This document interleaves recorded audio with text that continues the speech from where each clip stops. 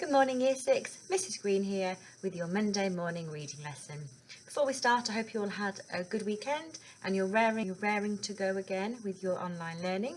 But before we do that, we're going to have a massive shout out again for what a good one looks like, for a really good piece of work that was sent into the Year 6 email. Okay, so here is an example from Lexi of her reading every day. It's fab that she's still able to keep it up and she sent it in as well to our Year 6 email. And Bailey, well done to you.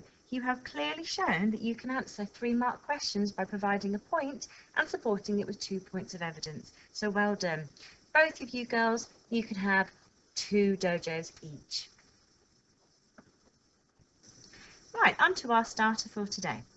I'm going to read you a short extract from Stormbreaker chapter 5. After, I'm going to ask you some true or false questions. So while I'm reading, you can follow. For the 100th time, Alex cursed Alan Blunt using language he hadn't even realised he knew. It was about 5 o'clock in the evening, although it could have been 5 o'clock in the morning. The sky had barely changed at all throughout the day. It was grey, cold, unforgiving. The rain was still falling, a thin drizzle that travelled horizontally in the wind, soaking through his supposedly waterproof clothing, mixing with his sweat and his dirt, chilling him to the bone. So I'm going to ask some questions now, and you might want to pause the video and have a go.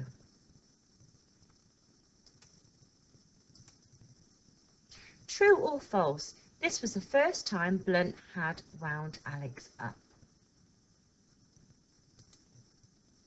2. True or false? It was a dark day. And finally, number 3. True or false? The rain was torrential.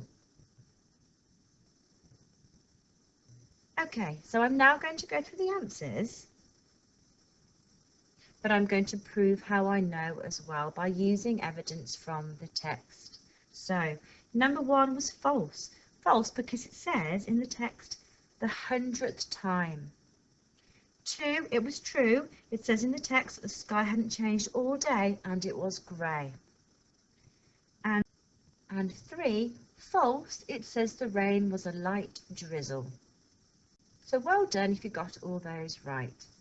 Okay, our key vocabulary today has been taken from chapter 5 of Stormbreaker.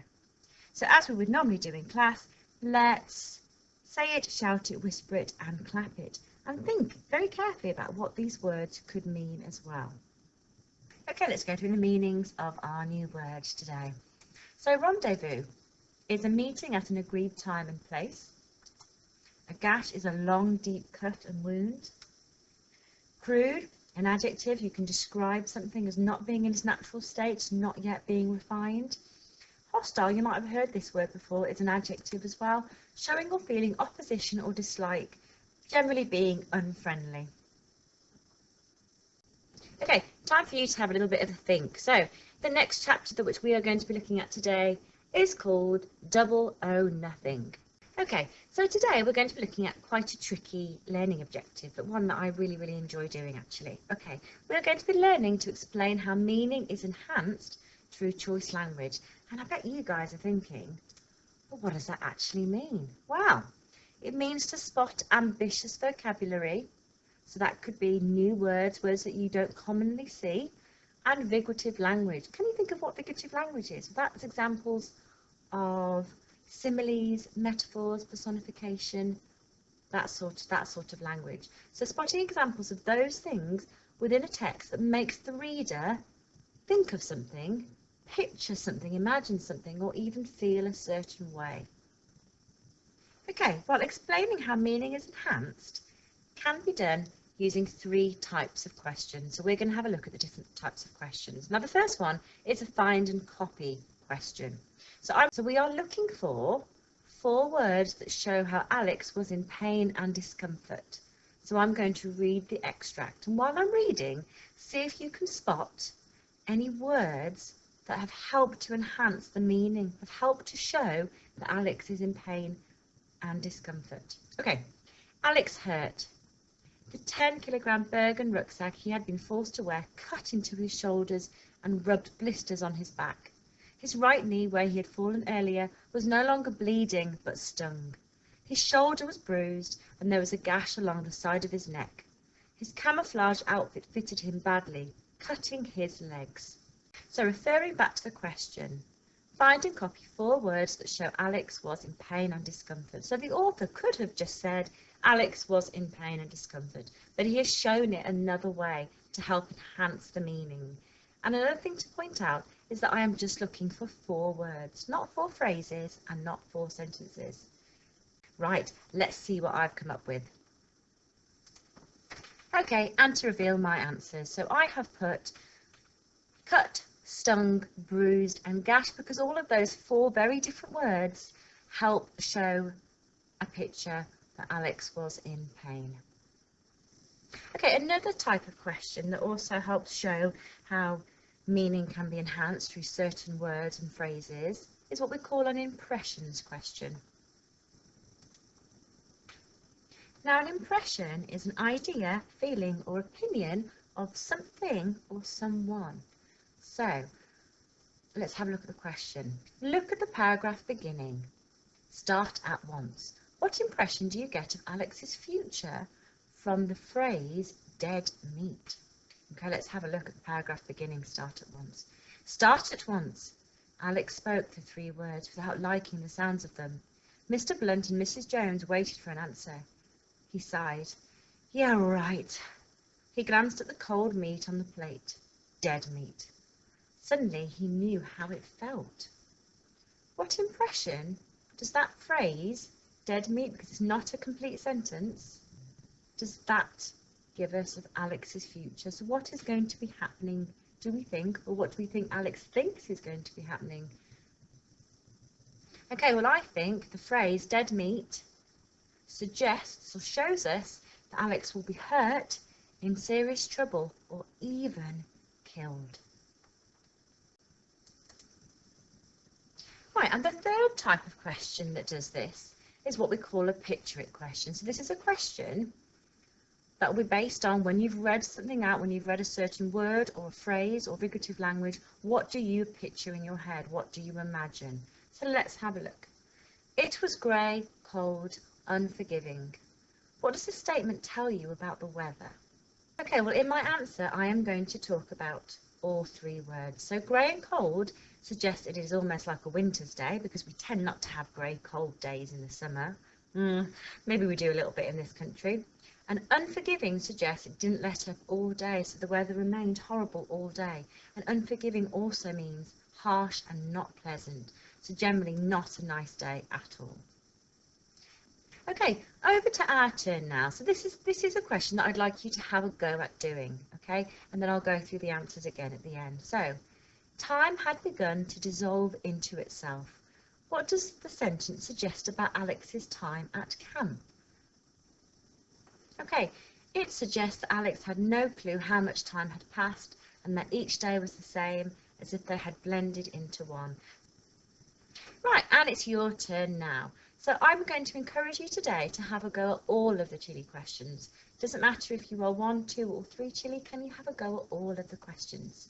So for each question there's going to be a little bit of text and then there's going to be a question. You need to refer to that text to think about your answer. Think about, is it asking you to find and copy? Is it asking you to explain what you are picturing, what you are imagining, or is it asking you for your impression, so your opinion or idea or feeling about something or someone? So, the rain was still falling, soaking through his supposedly waterproof clothing, chilling him to the bone. What does that statement tell you about how Alex felt? The mattress felt as solid as the frame. What does the statement suggest about the mattress? Okay, and 2 chili. So I'm going to read out an extract for you from chapter 5. He unfolded his map and checked his position once again. He had to be close to the last RV of the day, the last rendezvous point, but he could see nothing. He was standing on a narrow track made of loose grey pebbles that crunched under his combat boots when he walked. The track snaked around the side of a mountain with a sheer drop to the right. He was somewhere in the Brecon Beacons, and there should have been a view, but it had been wiped out by the rain and the fading light. A few trees twisted out the side of the hill with leaves as hard as thorns. behind him, below him, ahead of him, it was all the same. Okay, and your question is, look at the paragraph beginning. He unfolded, the one that I've just read to you, and find and copy 2 phrases that suggest danger. Now, I'm just going to highlight it says phrases, guys. It doesn't say 2 words, and it doesn't say 2 sentences. So 2 phrases, which is a group of words. And finally, what does the phrase, like an adventure playground from hell, suggest about the assault course? Okay, and finally on to 3 chili. Alex thought he would never get to the end. By the end of the week, bruised and exhausted, he was quietly pleased with himself. What impression does this give you of Alex? He would be thrown off the course, binned as they call it. Swallowing down the taste of defeat, Alex folded the map. What impression does the phrase beginning swallowing suggest about what Alex is thinking?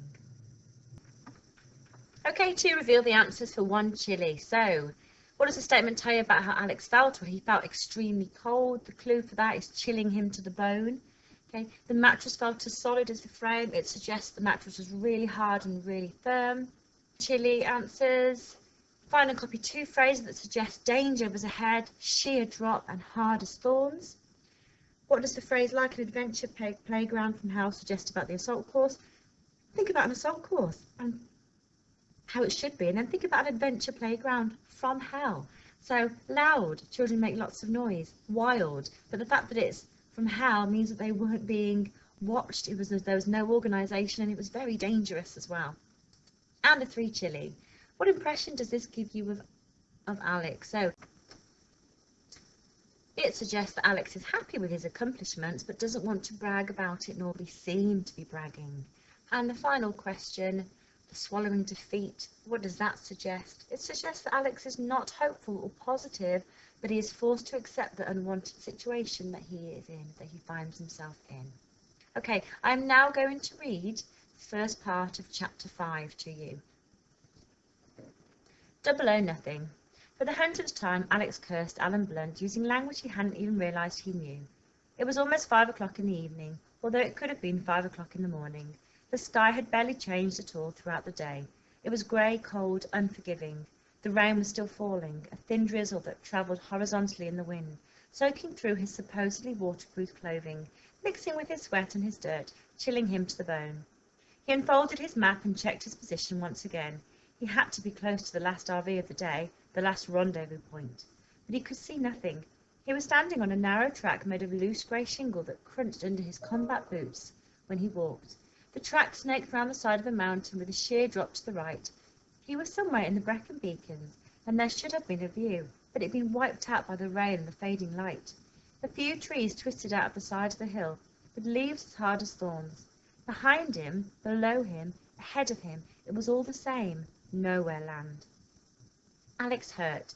The 10-kilogram Bergen rucksack he had been forced to wear cut into his shoulders and rubbed blisters on his back. His right knee, where he had fallen earlier in the day, was no longer bleeding but still stung. His shoulder was bruised and there was a gash along the side of his neck. His camouflage outfit he had swapped his Gap combat trousers for the real thing fitted him badly, cutting his legs and under his arms but hanging loose everywhere else. He was close to exhaustion. He knew, almost too tired to feel how much pain he was in. But for the glucose and caffeine tablets in his survival pack, he would have ground to a halt hours ago. He knew that, if he didn't find the RV soon, he would be physically unable to continue. Then he would be thrown off the course, binned, as they called it. They would like that. Swallowing down the taste of defeat, Alex folded the map and forced himself on. It was his 9th or maybe his 10th day of training. Time had begun to dissolve into itself, as shapeless as the rain. After his lunch with Alan Blunt and Mrs. Jones, he had moved out of the manor house and into a crude wooden hut in the training camp a few miles away. There were 9 huts in total, each equipped with 4 metal beds and 4 metal lockers. A 5th had been squeezed into one of them to accommodate Alex. 2 more huts, painted a different colour, stood side by side. One of these was a kitchen and mess hall. The other contained toilets, sinks and showers, with not a single hot tap in sight. On his first day there, Alex had been introduced to his training officer, an incredibly fit black sergeant. He was the sort of man who thought he'd seen everything until he saw Alex, and he examined the new arrival for a long minute before he had spoken. "It's not my job to ask questions," he had said, "but if it was, I'd want to know what they're thinking, sending me children. Do you have any idea where you are, boy? This isn't Butlins. This isn't the Club de Monterey." He cut the word into 5 syllables and spat them out. "I have you for 11 days, and they expect me to give you the sort of training that should take 14 weeks. That's not just mad, that's suicidal." "I didn't ask to be here," Alex had said. Suddenly the sergeant was furious. "You don't speak to me unless I give you permission," he shouted. "And when you speak to me, you address me as sir. Do you understand?" "Yes, sir." Alex had already decided that the man was even worse than his geography teacher. "There are 5 units operational here at the moment," the officer went on. "You'll join K Unit. We don't use names. I have no name. You have no name. If anyone asks you what you're doing, you tell them nothing. Some of the men may be hard on you. Some of the men may resent you being here. That's too bad. You'll just have to live with it. And there's something else you need to know. I can make allowances for you. You're a boy, not a man, but if you complain, you'll be binned. If you cry, you'll be binned. If you can't keep up, you'll be binned. Between you and me, boy, this is a mistake and I want to bin you." After that, Alex joined K Unit. As the sergeant had predicted, they weren't exactly overjoyed to see him. There were 4 of them. As Alex was soon to discover, the Special Operations Division of MI6 sent its agents to the same training centre used by the Special Air Service, the SAS. Much of the training was based on SAS methods, and this included the numbers and makeup of each team. So there were 4 men, each with their own special skills, and 1 boy seemingly with none. They were all in their mid-20s, spread out over the bunks in companionable silence, 2 of them smoking, 1 dismantling and reassembling his gun, a 9mm Browning high-power pistol. Each of them had been given a code name: Wolf, Fox, Eagle, and Snake. From now on, Alex would be known as Cub. The leader, Wolf, was the one with the gun. He was short and muscular, with square shoulders and black, close-cropped hair. He had a handsome face, made slightly uneven by his nose, which had been broken at some time in the past. He was the first to speak. Putting the gun down, he examined Alex with cold, dark grey eyes. "So, who the hell do you think you are?" he demanded. "Cub," Alex replied. "A bloody schoolboy." Wolf spoke with a strange, slightly foreign accent. "I don't believe it. Are you in Special Operations?" "I'm not allowed to tell you that."